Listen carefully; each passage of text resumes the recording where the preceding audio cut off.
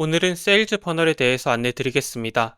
세일즈 퍼널이란 제가 지난 마케팅 퍼널 영상에서 안내 드렸듯이 마케팅 퍼널과 비슷하지만 판매 과정에 초점을 맞추는 방법이라고 안내 드렸습니다. 즉, 고객을 어떻게 들어오게 할 것인지, 그리고 들어온 고객을 어떻게 설득할 것인지, 그리고 대표님의 서비스를 어떻게 판매할 것인지, 이에 대해 다루는 것을 세일즈 퍼널이라고 안내 드렸습니다. 그런데 대표님께서 이 내용을 완전히 처음 들어보시거나 아니면 잘 기억이 안 나실 수 있습니다. 그러한 경우에는 현재 화면에 보이는 영상을 먼저 확인하신 다음에 이 영상을 확인해 주시는 걸 추천드립니다. 현재 화면에 보이는 마케팅 퍼널 영상은 댓글에 추가해 두었습니다. 그럼 지금부터는 마케팅 퍼널 영상을 보셨다는 가정하에 이어서 안내 드리겠습니다. 화면을 보면서 안내 드리겠습니다.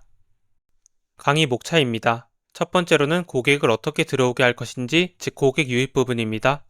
그 다음 두 번째로는 고객을 어떻게 설득할 것인지, 즉 퍼널 설계 부분입니다.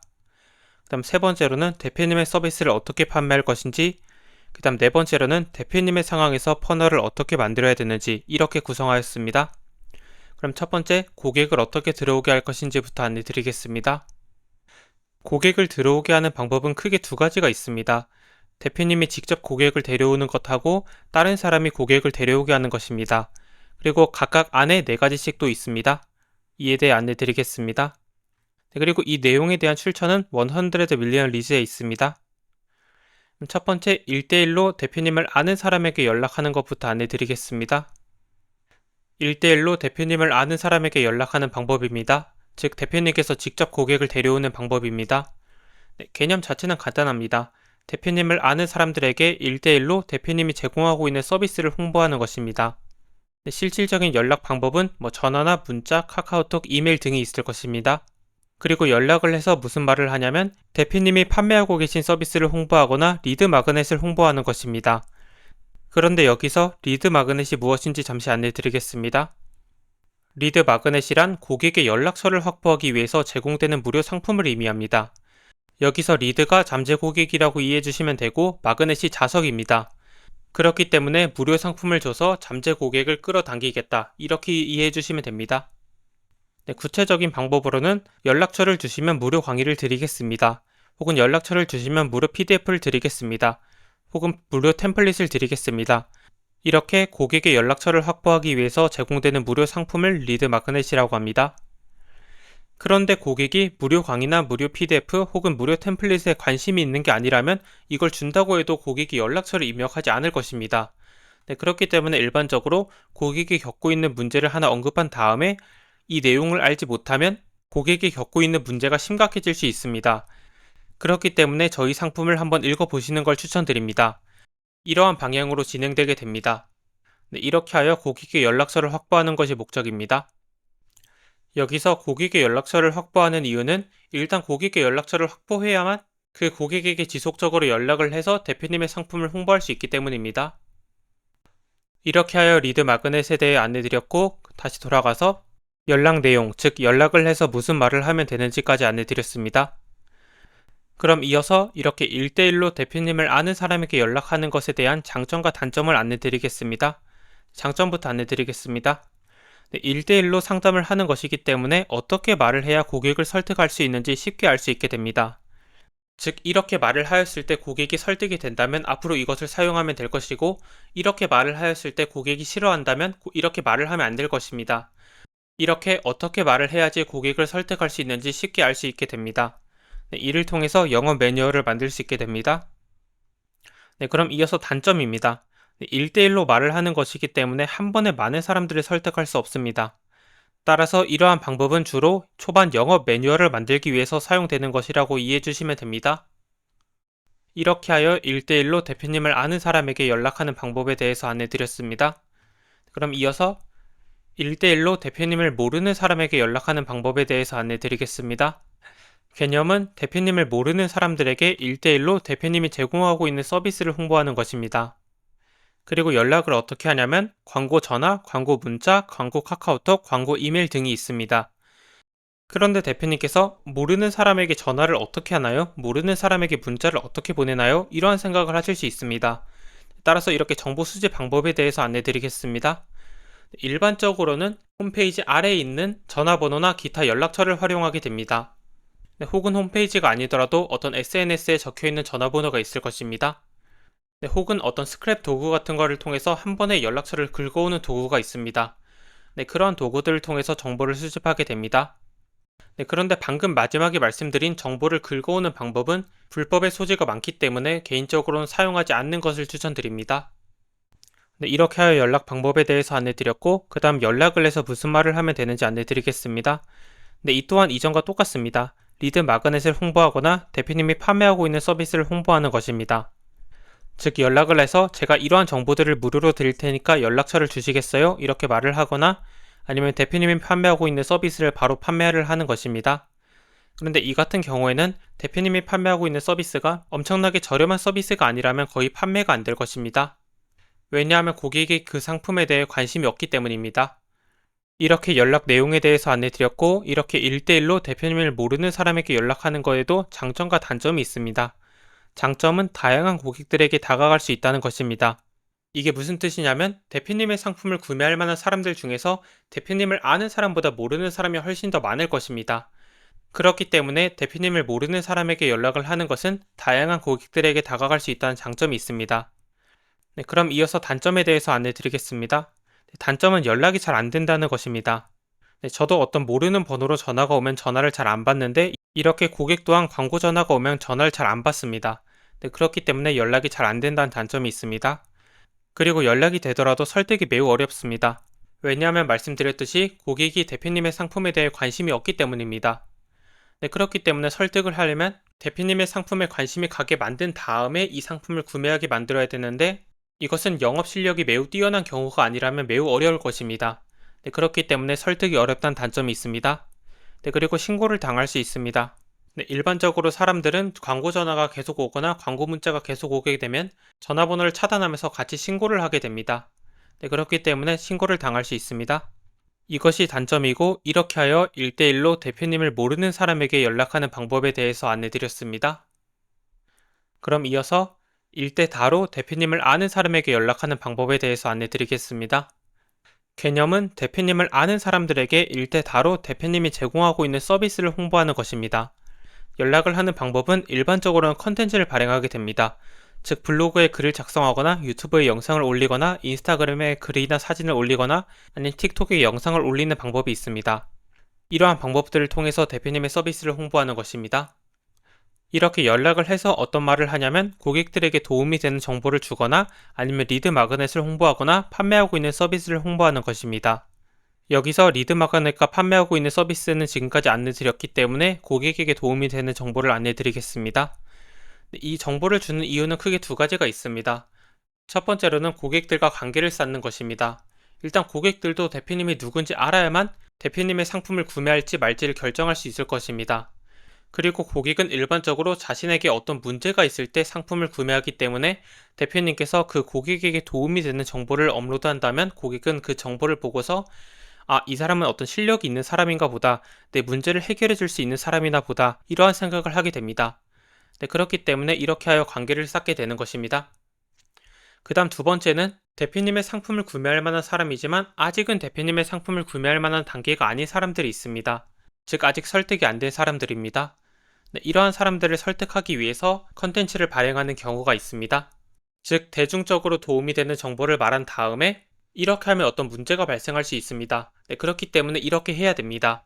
네, 이렇게 하여 대표님이 원하는 방식대로 고객을 끌고 오는 것을 의미합니다. 이렇게 크게 두 가지를 위해서 고객에게 도움이 되는 정보를 발행하게 됩니다. 네, 이렇게 하여 연락 내용에 대해 말씀드렸습니다. 네, 그럼 이어서 장점과 단점에 대해서 안내드리겠습니다. 네, 첫 번째 장점입니다. 네, 한 번에 많은 사람들에게 영향을 줄 수 있습니다. 즉 대표님의 인지도를 많이 쌓을 수 있고 관계를 많이 맺을 수 있습니다.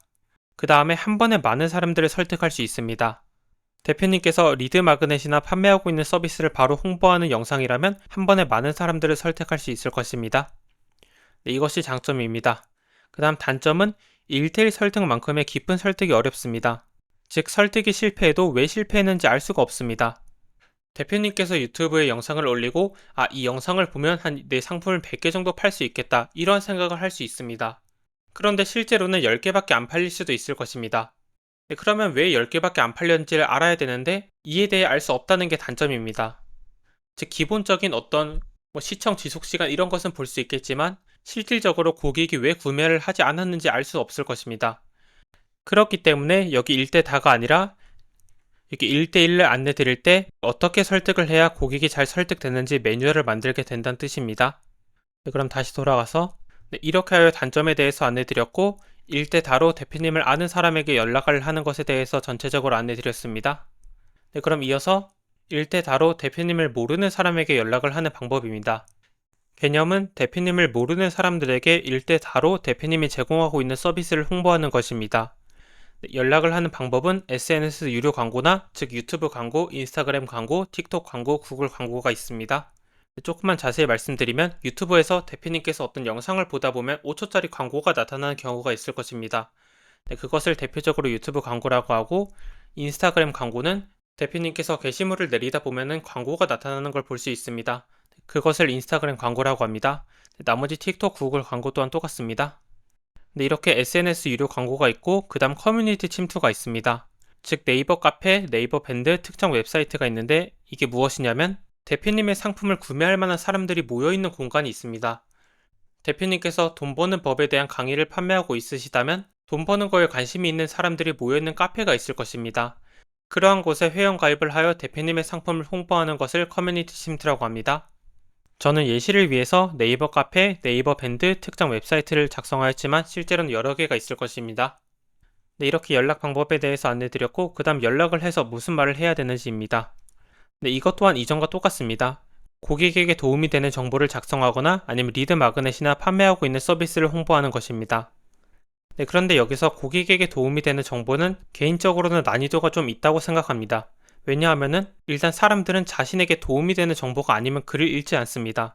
그렇기 때문에 대표님께서 완전히 처음에 글을 작성하는 것이라면 어떤 검색을 통해서 대표님의 컨텐츠를 발견한 사람이 아니라면 대표님의 글을 읽지 않을 것입니다. 그리고 대표님을 모르는 상태에서 글을 읽게 되는 것이기 때문에 고객은 이게 광고가 아닐까? 광고일까 아닐까? 이런 것을 계속 고민을 하면서 읽게 될 것입니다. 그렇기 때문에 글이 조금만 지루해져도 바로 이탈을 하게 될 것입니다. 그렇기 때문에 글을 매우 잘 작성해야 됩니다. 그렇기 때문에 약간 좀 어렵다고 할 수 있습니다.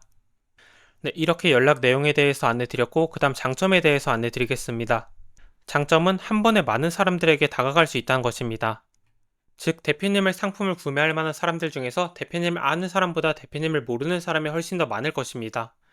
그렇기 때문에 한 번에 많은 사람들에게 다가갈 수 있다는 장점이 있습니다. 그리고 이들을 퍼널에 넣어서 설득을 할 수 있습니다. 그리고 퍼널에 넣어서 설득을 하는 방법은 제가 조금 이따가 안내드리도록 하겠습니다. 오늘 영상에서 전부 다 안내드릴 것입니다. 그럼 이어서 단점에 대해서 안내드리겠습니다. 광고 효율이 매우 낮을 가능성이 높습니다. 여기서 연락 내용에서 고객에게 도움이 되는 정보를 작성했더라도 고객이 글을 읽지 않을 가능성이 높고 대표님께서 서비스를 판매하려고 해도 그 서비스가 엄청난 파격적인 서비스가 아니라면 고객은 구매를 하지 않을 것입니다. 그렇기 때문에 일반적으로는 고객의 정보를 수집하는 리드 마그넷을 사용하게 되는데 여기서도 내용을 엄청나게 잘 작성을 해야만 고객은 나 이거 갖고 있으면 좋겠다 하고 연락처를 작성하게 될 것입니다. 그렇기 때문에 대체적으로 광고 효율이 매우 낮을 가능성이 높습니다. 그렇기 때문에 대표님께서 광고 효율이 매우 낮아도 되는 상품들, 예를 들어 어떤 고가의 상품을 판매하시거나 아니면 지금은 저가의 판매를 하고 있지만 나중에 고가의 상품을 추가로 판매할 예정이시라면 이렇게 광고를 해도 괜찮을 것입니다. 이렇게 하여 단점에 대해서 안내드렸고 1대 다로 대표님을 모르는 사람에게 연락을 하는 방법에 대해서 안내드렸습니다. 이렇게 하여 대표님이 직접 고객을 데려오는 방법에 대해서 안내드렸습니다. 즉 이 네 가지에 대해서 안내드렸습니다. 그럼 이어서 다른 사람이 고객을 데려오게 하는 방법에 대해서 안내드리겠습니다. 첫 번째, 고객이 다른 고객을 데려오게 하는 방법입니다. 그리고 여기서는 개념과 장점, 단점을 위주로 안내드리겠습니다. 즉 이전까지만 해도 여기 연락 방법과 연락 내용을 같이 안내드렸는데 이것은 대표님께서 직접 연락을 하는 것이기 때문에 직접적으로 통제가 되지만 다른 사람이 대표님을 대신해서 홍보를 하는 경우에는 이게 통제가 안 되는 경우가 많습니다. 이것을 통제하려면 대표님께서 이렇게 했을 때 효율이 좋다는 것을 증명을 해야 되는데 이것을 위해서는 대표님께서 광고 데이터들을 실시간으로 보여줘야만 됩니다. 그런데 이것은 난이도가 매우 높기 때문에 현재는 제외하도록 하겠습니다. 그럼 다시 돌아가서 개념부터 안내드리겠습니다. 기존 고객이 다른 고객을 데려오게 하는 것입니다. 그리고 이것은 서비스가 매우 마음에 들어야만 가능합니다. 이게 무슨 뜻이냐면 고객이 대표님의 서비스를 이용했더라도 괜찮네. 그냥 이 정도로만 만족을 했다면 다른 사람에게 굳이 홍보를 하지 않을 것입니다. 즉 고객은 와, 엄청나게 좋은 서비스다. 이건 다른 사람에게 홍보를 해야겠다. 이러한 생각이 들지 않는다면 고객은 홍보를 하지 않을 것입니다. 그렇기 때문에 서비스가 매우 마음에 들어야만 가능한 전략입니다. 이러한 방법의 장점은 광고비 없이 고객을 모을 수 있다는 것입니다. 왜냐하면 기존 고객이 다른 고객을 데려왔기 때문입니다. 그리고 이렇게 들어온 고객은 고가의 상품이나 장기간의 상품을 잘 결제한다는 장점이 있습니다. 왜냐하면 기존 고객으로부터 이 서비스가 정말 좋다는 것을 이미 들었기 때문에 대표님의 서비스가 좋다는 확신이 있기 때문입니다. 그렇기 때문에 고가의 상품이나 장기간의 상품을 잘 결제한다는 장점이 있습니다. 마케팅적으로는 고객의 품질이 좋다고 합니다. 그럼 이어서 단점에 대해서 안내드리겠습니다. 고객이 스스로 다른 고객을 데려오게 만드는 것이 매우 어렵습니다. 왜냐하면 말씀드렸듯이 고객의 만족 수준이 매우 높아야 되기 때문입니다. 그리고 사실 고객은 이 서비스를 만족한다고 단순히 홍보를 하는 게 아니라 이 서비스를 홍보했다가 이 사람이 마음에 안 들면 어떡하지? 그럼 내가 괜히 욕을 먹는데 이런 것까지 전부 다 계산을 하게 될 것입니다.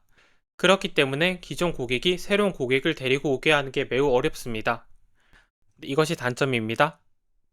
이렇게 하여 고객이 다른 고객을 데려오게 하는 방법에 대해서 안내드렸습니다. 그럼 이어서 제휴사가 고객을 데려오게 하는 방법에 대해서 안내드리겠습니다. 여기서 제휴사가 무엇이냐면 고객을 데려오시면 돈을 드리겠습니다. 아니면 할인을 해드리겠습니다. 아니면 어떤 혜택을 드리겠습니다. 이렇게 어떤 보상이 주어져서 고객을 데려오게 되는 사람들을 제휴사라고 합니다. 개념부터 말씀드리겠습니다. 개념은 제휴사가 고객을 데려오는 것입니다. 일반적으로 보상이 클수록 제휴 활동이 잘 일어나게 됩니다. 즉 돈을 많이 줄수록 아니면 어떤 할인 혜택이 클수록 아니면 어떤 혜택이 클수록 제휴 활동이 잘 일어나게 됩니다. 그럼 이 방법에 대한 장점에 대해서 안내드리겠습니다. 장점은 직접적인 시간을 들이지 않고도 고객을 유치할 수 있습니다.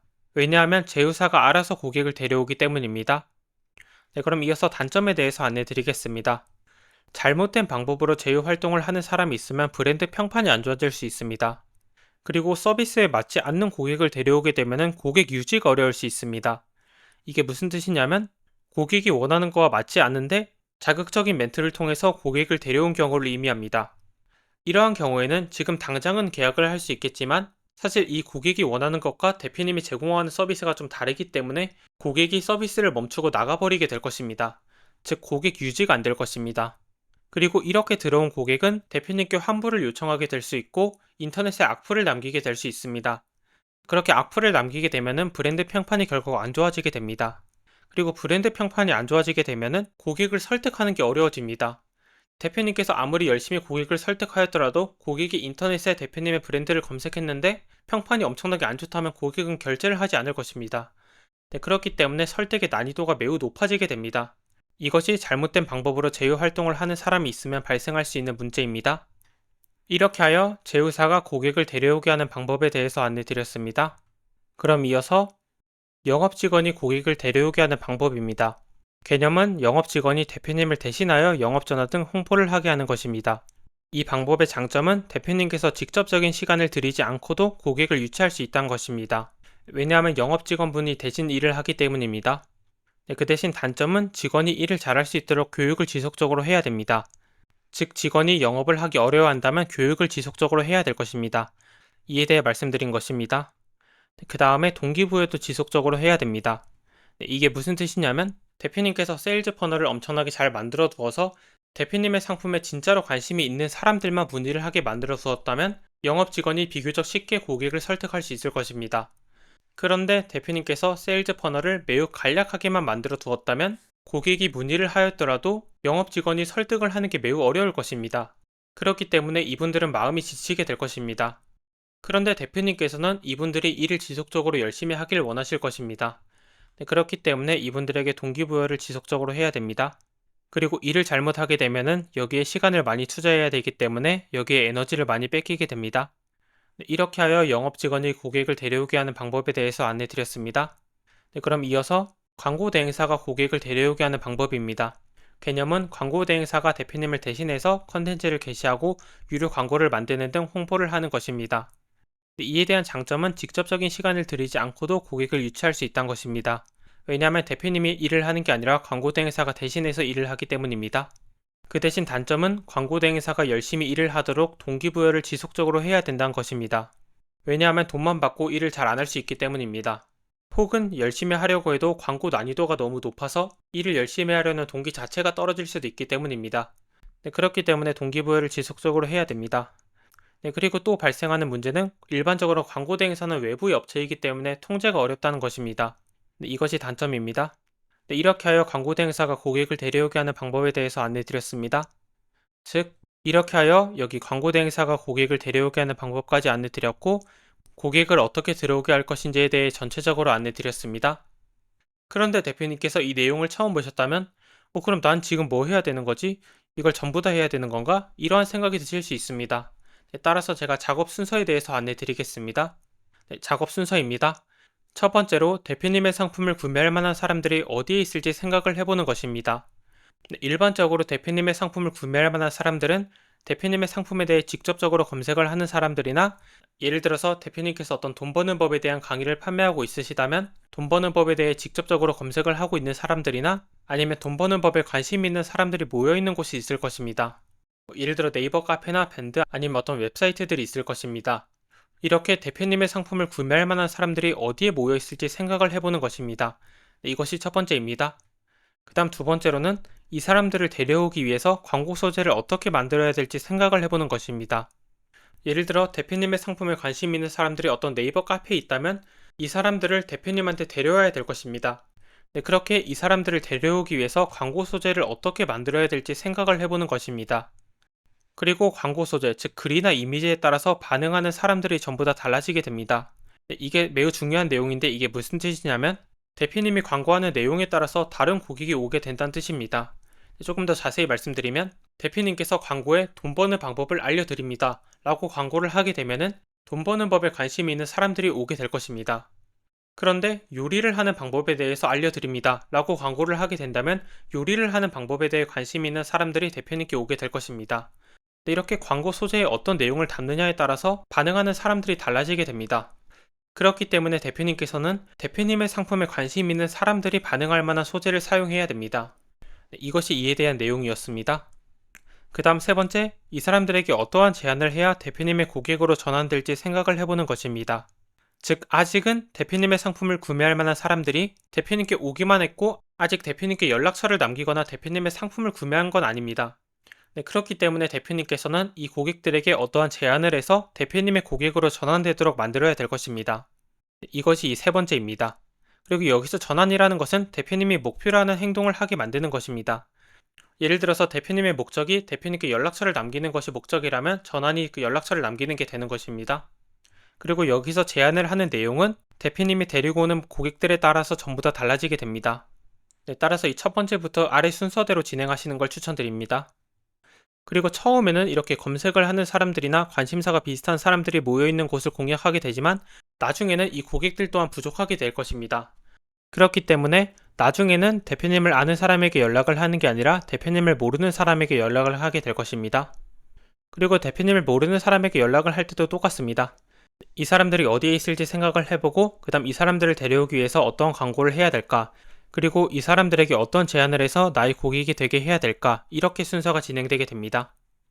그리고 여기서 타겟 고객, 즉 대표님의 상품을 구매할 만한 사람들이 바뀌게 되면은 당연히 광고 소재나 제안 내용이 바뀌게 됩니다. 네, 이렇게 하여 작업 순서에 대해서 안내드렸습니다. 네, 이렇게 하여 첫 번째, 고객을 어떻게 들어오게 할 것인가에 대해서 안내드렸습니다. 그럼 이어서 고객을 어떻게 설득할 것인가, 즉 퍼널 설계 부분에 대해서 안내드리겠습니다. 고객을 어떻게 설득할 것인가는 크게 두 가지로 나누어집니다. 첫 번째로는 고객이 어떠한 과정을 거쳐야 나의 서비스를 구매하고 싶어질까? 두 번째는 고객에게 어떤 말을 해야 나의 서비스를 구매하고 싶어질까? 이렇게 나누어집니다.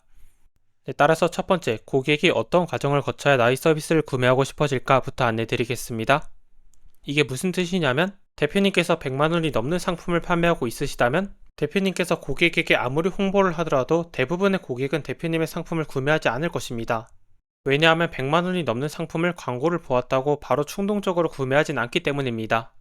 따라서 이렇게 어떤 고가의 상품을 판매하기 위해서는 어떤 과정이 있어야 됩니다. 따라서 이에 대해 안내드리겠습니다. 핵심은 가치 사다리를 만드는 것입니다. 그리고 이 내용에 대한 참조 및 출처는 마케팅 설계자에 있습니다. 여기서 가치 사다리가 무엇이냐면 가격과 가치를 나타낸 표를 의미합니다. 그리고 이 표가 사다리처럼 생겨서 가치 사다리라고 합니다. 그리고 이에 대해 안내드리면 일반적으로 가격이 낮을수록 가치가 낮은 상품을 판매하게 됩니다. 그리고 가격이 높을수록 가치가 높은 상품을 판매하게 됩니다. 그리고 오른쪽으로 갈수록, 즉 가격이 높아질수록 수익률이 훨씬 더 높아지게 될 것입니다. 네, 그런데 제가 나아가야 하는 방향을 오른쪽이 아니라 이렇게 대각선으로 한 이유는 가격만 높아지고 가치가 높아지지 않는다면 고객이 불만을 갖게 되고 결국 환불을 요청하게 됩니다. 네, 그렇기 때문에 가격이 높아지면 가치가 같이 높아져야 됩니다. 따라서 대표님께서 상품을 만드실 때도 이렇게 가치 사다리를 한번 만들어 보신 다음에 대표님의 상품이 어디에 있는지 한번 체크해 보시는 걸 추천드립니다. 네, 그런데 이렇게만 안내드리면 대표님께서 이해를 하시는 게 조금 어려우실 수 있기 때문에 제가 조금 더 예를 들어 안내드리도록 하겠습니다. 네, 이게 가치 사다리에 대한 이론이고, 여기 SaaS, 즉 서비스형 소프트웨어와 강의를 판매하는 경우에 대해서 한번 제가 대입을 해보았습니다. 우선 여기서 서비스형 소프트웨어가 무엇이냐면 예를 들어서 챗GPT가 있습니다. 네, 챗GPT의 가격표를 보면은 여기 무료 요금제에서는 제한된 기능만 사용할 수 있고 유료 요금제에서는 기능이 좋아지는 걸 알 수 있습니다. 즉 여기에서도 가격이 높아질수록 가치가 높아지고 있습니다. 즉 여길 보시면 가격이 높아질수록 가치가 높아지고 있습니다. 그리고 일반적으로 맨 위에가 수익률이 가장 높아지게 되고 일반적으로 기업 요금제가 있는 경향이 있습니다. 따라서 대부분 서비스형 소프트웨어에서는 가치를 높이면서, 즉 더 좋은 성능, 더 좋은 기능을 제공하면서 더 좋은 기능을 제공할 테니까 더 비싼 요금제를 사용하세요. 이렇게 유도를 하는 방향으로 나아가고 있습니다. 네, 그래야지만 여기서도 수익률이 좋기 때문입니다. 따라서 여기에서도 나아가야 하는 방향이 이렇게 대각선 방향으로 나아가고 있습니다. 그리고 대부분 강의를 판매하시는 경우에도 이와 비슷합니다. 처음에는 무료 강의가 있지만 그 다음엔 조금 더 가치가 담긴 저렴한 PDF나 저렴한 강의를 판매하게 되고 그 다음엔 좀 더 좋은 가치가 있는 고가의 PDF나 고가의 강의를 판매하게 됩니다. 그리고 맨 마지막에는 주로 1대1 컨설팅을 판매하게 됩니다. 실제로 고객 입장에서도 궁금한 걸 전부 다 해결할 수 있는 1대1 컨설팅을 사용하는 게 가장 좋을 것입니다. 그렇기 때문에 가장 높은 가치가 있고 강의를 판매하시는 분 입장에서는 자신의 시간을 많이 써야 되기 때문에 가격을 높게 책정할 수밖에 없을 것입니다. 네, 그렇기 때문에 가격 또한 오른쪽에 있는 걸 알 수 있습니다. 그리고 여기서도 오른쪽 위로 갈수록 수익률이 높아지게 될 것입니다. 네, 그렇기 때문에 일반적으로 이러한 방향으로 나아가게 됩니다. 네, 그럼 이어서 보면 여기 이용형 미디어가 있습니다. 네, 이건 제가 설명을 위해서 예시로 만든 것입니다. 네, 처음에는 이렇게 무료 강의가 있고 나중에는 제가 저렴한 PDF를 판매할 수 있을 것이고 나중에는 1대1 상담을 판매할 수도 있을 것입니다. 그 다음엔 1대1로 컨설팅을 하거나 아니면 집단 부트캠프를 판매할 수도 있을 것입니다. 그리고 저 또한 이렇게 오른쪽 위로 갈수록 수익률이 높아지게 될 것입니다. 그럼 오른쪽 표를 보겠습니다. 여기 대표님의 경우입니다. 그런데 대표님께서 이걸 처음 보셨다면 대부분 지금 대표님이 판매하고 계신 서비스만 있고 그 전 단계나 그 이후 단계가 없을 것입니다. 네, 그렇기 때문에 대표님께서는 대표님의 상황에 맞게 이런 것을 어떤 걸로 하면 좋을지 한번 생각을 해보시는 걸 추천드립니다. 네, 핵심은 가격이 높아질수록 가치가 같이 높아져야 됩니다. 그렇지 않으면 고객이 환불을 하게 될 것입니다. 그런데 대표님께서 이걸 막상 만들려고 해도 어떻게 만들어야 될지 잘 생각이 안 나실 수 있습니다. 따라서 제가 팁을 안내 드리겠습니다. 가치 사다리 팁입니다. 처음에는 표본이 넓은 게 좋습니다. 여기서 표본은 대표님의 서비스를 이용할 만한 사람들의 수를 의미합니다. 그렇기 때문에 표본이 넓다는 것은 대표님의 서비스를 이용할 만한 사람들이 많다는 걸 의미합니다. 네, 그렇기 때문에 저 또한 여기 처음에는 무료 강의가 있는 걸 알 수 있습니다. 아무래도 돈을 받고 어떤 걸 판매하는 것보다 무료로 공개를 하는 것이 고객 입장에서는 접근하는 게 훨씬 더 쉽기 때문에 이렇게 배치를 해둔 것입니다. 네, 그리고 팁 두 번째는 제가 아까 말씀드렸듯이 가격만 높아지고 가치가 같이 높아지지 않으면 고객의 불만이 생기게 됩니다. 그리고 불만이 심한 고객들은 결국 환불을 하게 될 것입니다. 따라서 가격이 높은 상품을 만드실 때는 가치가 같이 높아지도록 만들어 주셔야 됩니다. 네, 이렇게 가치 사다리에 대해 안내 드렸고 첫 번째, 고객이 어떤 과정을 거쳐야 나의 서비스를 구매하고 싶어지는지 안내 드렸습니다. 즉 지금까지는 구조를 만드는 방법에 대해서 안내 드렸습니다. 네, 그럼 이어서 고객에게 어떤 말을 해야지 나의 서비스를 구매하고 싶어지는지 안내 드리겠습니다. 핵심은 매우 간단합니다. 바로 고객의 인지 가치를 높이는 것입니다. 여기서 인지 가치란 고객이 느끼는 서비스의 가치를 의미합니다. 조금 더 설명드리면 예를 들어 대표님께서 저희 서비스를 이용하시면 이것도 얻으실 수 있고 이것도 얻으실 수 있고 이것도 얻으실 수 있습니다. 이렇게 말을 하게 된다면 고객 입장에서는 와, 이거 정말 좋은 서비스다 이렇게 생각을 하게 될 것입니다. 즉 고객이 느끼는 서비스의 가치가 높아지게 될 것입니다. 이렇게 인지 가치를 높이는 것이 대표님의 서비스를 구매하고 싶도록 만드는 것의 핵심입니다. 네, 이렇게 전체적인 방향에 대해서 안내드렸고, 그럼 이어서 핵심 메시지에 대해서 안내드리겠습니다. 즉, 인지 가치를 높이는 방향으로 나아가면 된다고 안내드렸고, 그럼 실질적으로 어떤 말을 해야 되는지 안내드리겠습니다. 네, 바로 저희 서비스를 이용하시면 대표님께서 겪고 계신 문제를 해결하실 수 있습니다. 네, 이것을 전달하는 것을 목적으로 해야 됩니다. 네, 왜냐하면 대표님의 상품을 구매할 만한 사람들은 대부분 자신에게 어떤 문제가 있어서 대표님의 상품을 구매하는 경우가 많기 때문입니다. 예를 들어 대표님께서 돈 버는 법에 대한 강의를 판매하고 있으시다면 대표님의 상품을 구매할 만한 사람들은 자신이 벌고 있는 돈에 불만이 있는 사람들, 즉 문제가 있는 사람들일 확률이 높을 것입니다. 그렇기 때문에 겪고 계신 문제를 해결해 드릴 수 있습니다. 이것을 핵심 메시지로 사용해야 된다는 뜻입니다. 물론 대표님의 광고를 클릭하는 모든 사람이 자신에게 문제가 있어서 클릭하는 사람들은 아닐 것입니다. 단순히 광고가 나타나서 클릭을 할 수도 있고 아니면 광고가 재밌어 보여서 클릭을 할 수도 있을 것입니다. 네, 그런데 대표님의 상품을 구매할 만한 사람들은 자신에게 문제가 있어서 구매를 할 확률이 높습니다. 그렇기 때문에 핵심 메시지를 저희 서비스를 이용하시면 대표님께서 겪고 계신 문제를 해결하실 수 있습니다. 네, 이것으로 하는 게 좋다는 뜻입니다. 그런데 문제는 이렇게 말을 해도 고객은 대표님의 상품을 구매하지 않는다는 것입니다. 그 이유는 크게 두 가지가 있습니다. 첫 번째로는 고객이 대표님을 안 믿는다는 것이고, 두 번째로는 고객이 대표님의 서비스가 좋은 서비스인지 모른다는 것입니다. 네, 따라서 첫 번째 문제를 해결하는 방법부터 안내드리겠습니다. 즉, 이 문제에 대한 해결 방안입니다. 네, 해결 방안은 고객에게 엄청난 가치의 정보를 빠르게 그리고 자주 그리고 많이 주는 것입니다. 이를 통해서 고객이 스스로 대표님을 믿게 만드는 것입니다. 즉 대표님께서 고객이 겪고 있는 문제를 해결하는 방법을 빠르게, 즉 즉시, 그리고 자주, 즉 매일, 그리고 많이, 즉 엄청나게 구체적인 정보, 이렇게 정보를 주게 된다면 고객은 와, 이 서비스는 엄청나게 좋은 서비스구나. 그리고 이렇게 자세한 정보를 주고 나한테 효과가 있는 걸 보니까 이 사람이 약간 전문성이 있는 것 같다. 이렇게 생각을 하게 될 것입니다. 네, 이렇게 하여 고객이 스스로 대표님을 믿게 만들어야 됩니다. 네, 이게 중요한 이유는 이게 안 되어 있으면 대표님께서 이후에 어떤 제안을 하더라도 어떤 상품을 판매하기 위해서 제안을 하는 경우가 있을 것입니다.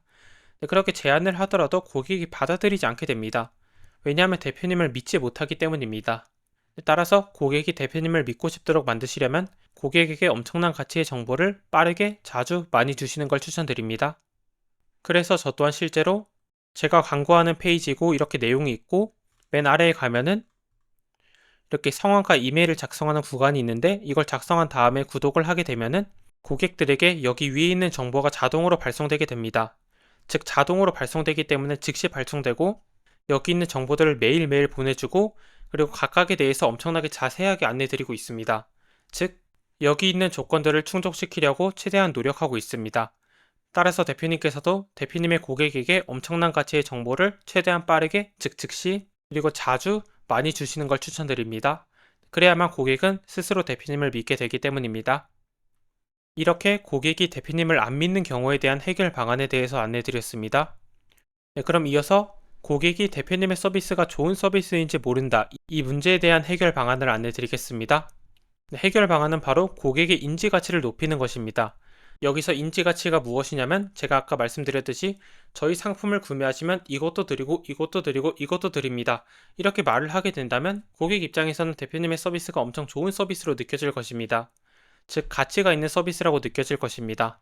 이렇게 인지 가치를 높일 수 있습니다. 그런데 제가 방금 안내드린 예시는 그냥 예시일 뿐이고 실제로 모든 산업에 적용하기는 어렵습니다. 어떤 정보 제품을 판매하는 경우에는 비슷한 상품을 추가로 주는 게 가능하겠지만 실제 상품을 판매하거나 아니면 1대1로 시간을 들여서 판매를 하는 상품 같은 경우에는 이렇게 할 수가 없을 것입니다. 따라서 인지가치를 높이는 방법에 대해서 안내드리겠습니다. 인지가치를 높이는 방법입니다. 그리고 이 내용에 대한 출처는 100 밀리언 오퍼에 있습니다. 여길 보시면 value, 즉 가치라는 것은 꿈의 결과 곱하기 달성 가능성 나누기 시간 지연 곱하기 노력과 희생에 있습니다. 첫 번째 꿈의 결과가 무엇이냐면 고객이 달성하고자 하는 최고의 결과를 의미합니다. 그리고 이것은 여기 위에 있기 때문에 높아져야 좋은 것입니다. 그리고 이걸 어떻게 하면 높일 수 있는지에 대해서는 제가 조금 이따가 방법을 안내드리면서 같이 안내드리겠습니다. 네, 우선은 돌아와서 어떤 게 있는지 우선 살펴보도록 하겠습니다.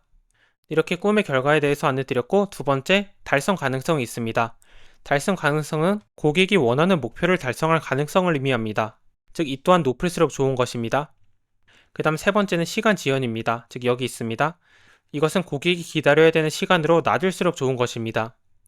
그 다음 여기 네 번째, 노력과 희생이 있습니다. 이것은 고객이 겪어야 될 어려움으로 낮을수록 좋은 것입니다. 네, 그럼 각각에 대해서 자세히 안내 드리겠습니다. 첫 번째, 꿈의 결과입니다. 네, 꿈의 결과는 고객이 달성하고자 하는 최고의 결과로 높아져야 된다고 안내 드렸습니다. 이를 높이는 방법은 실제로 여러 가지가 있겠지만 저는 두 가지를 준비하였습니다. 첫 번째로는 대표님이 문제를 해결했던 방법에 대해서 고객에게 말해주는 것입니다. 그리고 여기서 말을 할 때는 대표님이 겪었던 문제가 고객이 현재 겪고 있는 문제와 비슷할수록 효과적입니다. 왜냐하면 고객이 이걸 보고서 이 사람도 이러한 문제를 겪었었구나, 이렇게 공감을 할 수 있기 때문입니다. 이렇게 공감을 하게 되면은 이 사람이 이러한 문제를 겪었는데 이렇게 된 걸 보니까 나한테 이 문제를 해결하는 방법을 알려줄 수 있겠다, 이렇게 생각을 하게 될 것입니다. 네, 이렇게 대표님이 문제를 해결했던 방법에 대해서 말을 해줌으로써 고객의 인지 가치를 높일 수 있습니다. 그 다음 두 번째로는 스택을 쌓는 것입니다. 네, 이건 무엇이냐면 고객이 얻을 수 있는 이익을 하나씩 쌓아서 설명을 하는 것입니다. 네, 이건 제가 아까 잠시 말씀드렸는데 대표님께서 이 상품을 구매하시면 이것도 얻으실 수 있고 이것도 얻으실 수 있고 이것도 얻으실 수 있습니다. 이렇게 상품을 추가하면 추가할수록 고객은 내가 이 모든 걸 전부 다 얻을 수 있다니, 이렇게 고객이 느끼는 서비스의 가치는 높아지게 될 것입니다. 네, 이렇게 하여 인지 가치를 높일 수 있습니다. 그리고 여기 고객이 얻을 수 있는 이익을 쌓을 때는 고객이 달성하고자 하는 목표와 가까울수록 고객은 조금 더 대표님의 서비스를 구매하고 싶어지게 됩니다. 네, 이렇게 하여 꿈의 결과에 대해서 안내드렸습니다. 그럼 이어서 달성 가능성입니다. 달성 가능성은 고객이 원하는 목표를 달성할 가능성을 의미하고 높아져야 좋다고 안내드렸습니다. 네, 그럼 높이는 방법에 대해서 안내드리겠습니다. 첫 번째로는 고객이 현재 상황과 비슷한 상황의 고객들 중에서 대표님의 서비스를 이용하고 문제를 해결했던 사례에 대해서 말을 해주는 것입니다. 즉, 고객은 여기 이전에서 대표님이 문제를 해결했던 사례를 봤더라도 이 방법은 이 사람에게만 적용되는 게 아닌가? 나랑 약간은 상황이 다른데 이걸 적용할 수 있을까? 이러한 의심을 하게 될 수 있습니다. 특히 이러한 의심은 대표님께서 가격이 높은 상품을 판매할수록 고객의 의심이 커지게 됩니다. 따라서 고객의 현재 상황과 비슷한 상황의 고객들 중에서 대표님의 서비스를 이용하고 문제를 해결했던 사례가 있다면 이에 대해 말씀해 주시는 걸 추천드립니다. 그리고 고객의 현재 상황과 비슷할수록 효과적입니다. 네, 그 다음 두 번째로는 고객이 원하는 목표를 달성하지 못하면 어떻게 해줄 것인지 말을 해주는 것입니다. 네, 일반적으로 주변에 흔히 보이는 것은 불만족식 환불을 해드리겠습니다. 혹은 목표를 달성할 때까지 프로젝트를 같이 진행하겠습니다. 이러한 보증들이 있는 걸 알 수 있습니다. 그런데 이러한 보증은 대표님이 판매하고 계신 상품에 따라 전부 다 달라지기 때문에 대표님의 상황에 맞게 적용해 주시는 걸 추천드립니다. 네, 이렇게 달성 가능성에 대해서 안내드렸습니다. 네, 그럼 이어서 시간 지연입니다. 즉, 고객이 기다려야 되는 시간으로 낮아져야 좋습니다. 방법은 사실 매우 간단합니다. 고객이 원하는 결과를 최대한 빨리 제공하는 것입니다.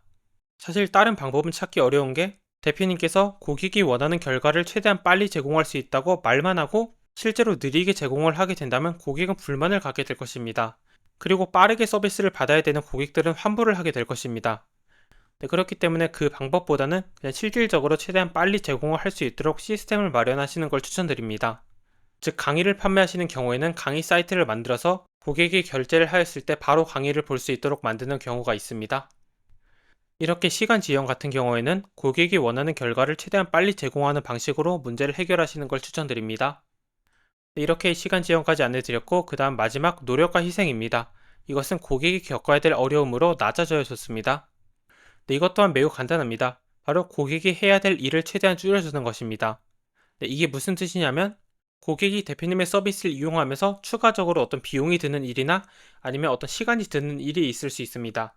네, 이런 것을 최대한 줄여주는 것입니다. 네, 그러면 고객은 자신이 원하는 목표에 빠르게 도달할 수 있게 되고 결국 대표님의 서비스가 좋은 서비스라고 판단하게 될 것입니다. 네, 이렇게 노력과 희생에 대해서 안내드렸습니다. 네, 이렇게 하여 인지 가치를 높이는 방법에 대해서 안내드렸습니다. 네, 이렇게 고객이 나를 안 믿는다, 고객이 나의 서비스가 좋은 서비스인지 모른다에 대해서 안내드렸고, 고객에게 어떤 말을 해야 나의 서비스를 구매하고 싶어질까에 대해서 안내드렸습니다. 네, 그러면 고객을 설득할 때의 팁을 안내드리겠습니다. 첫 번째로는 대표님이 얻는 이익보다 고객이 얻는 이익이 훨씬 커야 됩니다. 네, 그래야지만 고객의 감정이 상하지 않습니다. 이게 무슨 뜻이냐면 고객이 대표님의 서비스를 이용했는데 고객은 이걸 통해서 10,000원을 벌게 되었는데 대표님이 30,000원을 벌게 된다면 고객은 말은 안 하겠지만 감정적으로 저 사람이 훨씬 많이 버네 이런 생각을 하게 될 것입니다. 그리고 감정이 상하게 됩니다. 그런데 그렇게 되게 되면 괜히 불만이 생기게 되고 다른 사람들에게 서비스를 추천하지 않게 됩니다. 네, 그렇기 때문에 개인적으로 대표님이 얻는 이익보다 고객이 얻는 이익이 훨씬 크게 조절하시는 걸 추천드립니다. 참고로 이에 대한 내용은 추진호 대표님이 작성하신 책 경자회에서 배웠습니다. 네, 이렇게 첫 번째에 대해서 안내드렸고 두 번째는 고객이 잘 될 수 있는 방향으로 플라이 힐을 만들어야 됩니다. 네, 그래야 빠르게 확장을 할 수 있기 때문입니다. 네, 그런데 대표님께서 플라이 힐을 처음 들어보셨을 수 있습니다. 네, 따라서 잠시만 이에 대해 안내드리겠습니다. 설명을 위해서 아래 링크를 클릭하겠습니다. 플라이 힐은 선순환 구조라고 이해해 주시면 됩니다. 네, 이것은 아마존의 선순환 구조입니다.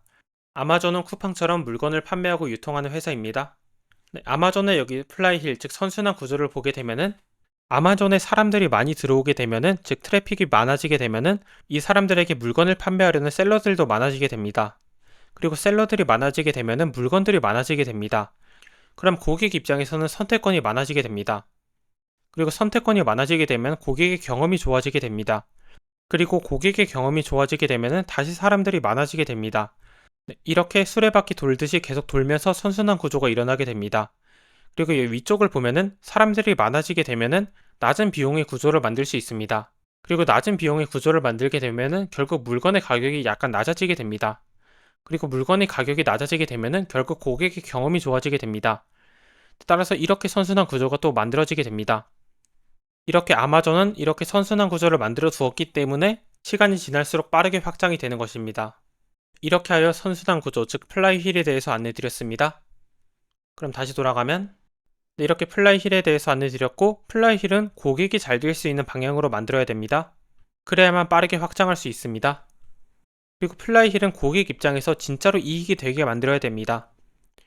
가끔 플라이 힐을 만들게 될 때 외관상으로는 고객한테 이득이 되는 것처럼 보이는데 실질적으로는 고객한테 이익이 안 되는 경우가 많습니다. 즉 사업주에게만 이익이 되게 만드는 경우가 있습니다. 네, 그런데 그렇게 되게 되면은 처음엔 효과가 있을 수 있어도 나중에는 결국 효과가 없어지기 때문에 고객 입장에서 진짜 이익이 되게 만드시는 걸 추천드립니다. 네, 이렇게 하여 2번까지 안내드렸습니다. 그 다음 세 번째가 인지 가치가 실제로 대표님이 제공할 수 있는 서비스 가치보다 높아지게 되면 안 됩니다. 왜냐하면 그렇게 되게 되면 고객이 환불을 요청할 수 있기 때문입니다. 네, 예를 들어 대표님께서 저희 서비스를 이용하시면 이것도 할 수 있고 이것도 할 수 있고 이것도 할 수 있습니다. 이렇게 말을 해서 상품을 판매했는데 실제로는 이것밖에 안 될 수 있습니다. 네, 그러면 고객은 불만을 갖게 되고 결국 서비스를 환불하게 될 것입니다. 네, 그렇기 때문에 인지 가치가 실제로 제공할 수 있는 가치보다 높아지면 안 됩니다. 즉 대표님의 상품을 구매하고 싶은 정도로만 높이고 그 다음 대표님이 제공할 수 없는 정도로는 높이면 안 됩니다. 네, 이것이 3번입니다. 네, 이렇게 하여 고객을 어떻게 설득할 것인가에 대한 팁을 안내드렸습니다. 네, 그럼 이어서 이렇게 하여 2번까지 안내드렸습니다. 그럼 이어서 서비스를 어떻게 판매할 것인가에 대해서 안내드리겠습니다. 네, 사실 이건 매우 간단합니다. 대표님께서 1대1로 서비스를 판매하시는 경우라면 대면으로 미팅을 하거나 아니면 비대면으로 미팅을 할 수 있을 것입니다. 그리고 주로 비대면으로 미팅할 때는 줌이라는 프로그램을 사용하게 됩니다.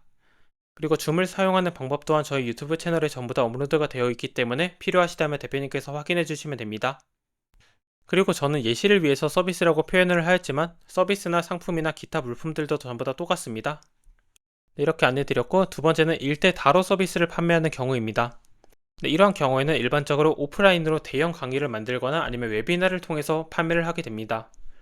여기서 웨비나는 웹 더하기 세미나라는 단어로 컴퓨터를 통해서 여러 명을 한 번에 설득하는 걸 의미합니다. 이 또한 줌을 통해서 일반적으로 진행하게 됩니다. 그리고 대표님께서 강의나 PDF를 판매하시는 경우에는 고객이 결제를 하였을 때 자동으로 발송되도록 만들 수 있습니다. 네, 그렇기 때문에 이러한 경우에는 자동화로 서비스를 판매하시는 걸 추천드립니다. 따라서 이렇게 서비스를 판매하는 것은 대표님의 상황에 맞게 적용을 해주시면 됩니다. 이렇게 3번 서비스를 어떻게 판매할 것인가에 대해서 안내드렸고, 마지막으로 대표님의 상황에서 퍼널을 어떻게 만들어야 되는지 안내드리겠습니다. 즉 2번 퍼널 설계를 할 때 대표님 상황에서 어떻게 구조를 만들어야 되고 어떠한 내용을 작성해야 되는지 이에 대해서 안내드리겠습니다. 네, 사실 이것은 대표님들마다 필요한 퍼널이 전부 다 다릅니다. 왜냐하면 크게 두 가지 이유가 있는데, 첫 번째는 대표님들마다 판매하고 계신 상품이나 서비스가 전부 다 다릅니다. 근데 또 자세히 보면은 상품과 서비스를 판매하는 방법이 다른데, 상품은 눈에 보이기 때문에 일단 판매를 하는 게 서비스보다 좀 더 쉽습니다. 네, 그런데 서비스 같은 경우에는 일반적으로 눈에 보이지 않는 경우가 대부분입니다. 네, 그렇기 때문에 고객 입장에선 이게 너무 추상적이 됩니다. 네, 그렇기 때문에 상품보다 서비스를 판매하는 게 어려운 경우가 좀 더 많습니다. 네, 그리고 관여도 차이도 있습니다. 네, 이게 무슨 뜻이냐면, 대표님께서 1,000원짜리 매우 간단한 상품을 판매하시는 경우라면 고객이 대표님의 광고를 처음 보더라도 이 상품 괜찮네 하고 바로 결제를 할 수 있을 것입니다. 그런데 대표님께서 500만원짜리 엄청 고가의 서비스를 판매하고 있으시고, 이 서비스를 제공하려면 고객과 3달 동안 협업을 해야 되는 서비스를 판매하고 계실 수 있습니다. 그럼 고객 입장에서는 돈도 많이 써야 되고 시간도 많이 써야 되는 것이기 때문에 아무래도 엄청나게 생각을 하게 될 것입니다. 네, 그렇기 때문에 이러한 경우에는 판매 난이도가 훨씬 더 높을 것입니다. 네, 이렇게 대표님들마다 판매하고 계신 상품이나 서비스가 전부 다 다릅니다. 네, 그렇기 때문에 대표님들마다 필요한 퍼널이 전부 다 달라지게 됩니다.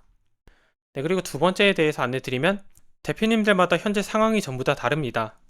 어떤 대표님은 지금까지 블로그에 글을 열심히 작성하거나 아니면 유튜브에 영상을 지속적으로 올려서 고객들과 관계가 잘 형성된 대표님들이 있을 것이고, 어떤 대표님들은 이렇게 고객과의 관계가 아무것도 없는 대표님들도 분명히 계실 것입니다.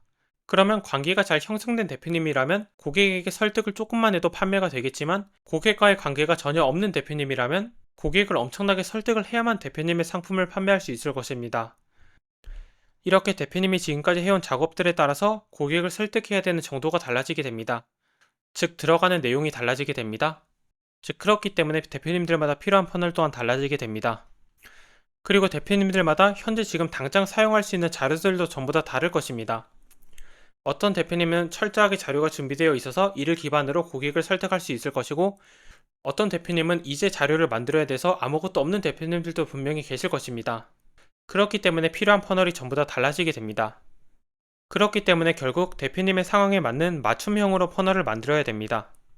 그런데 대표님들 중에서 도대체 내 상황에서는 퍼널을 어떻게 만들어야 되는 거지? 이러한 고민을 하고 계신 대표님들도 분명히 계실 것입니다. 따라서 이러한 경우에는 댓글에 있는 링크를 클릭해 주시면 됩니다. 그러면 제가 대표님의 상황에서 퍼널을 어떻게 만들면 되는지 안내 드리도록 하겠습니다. 그럼 댓글에 있는 링크에서 뵙도록 하고 오늘 영상은 마치겠습니다. 감사합니다.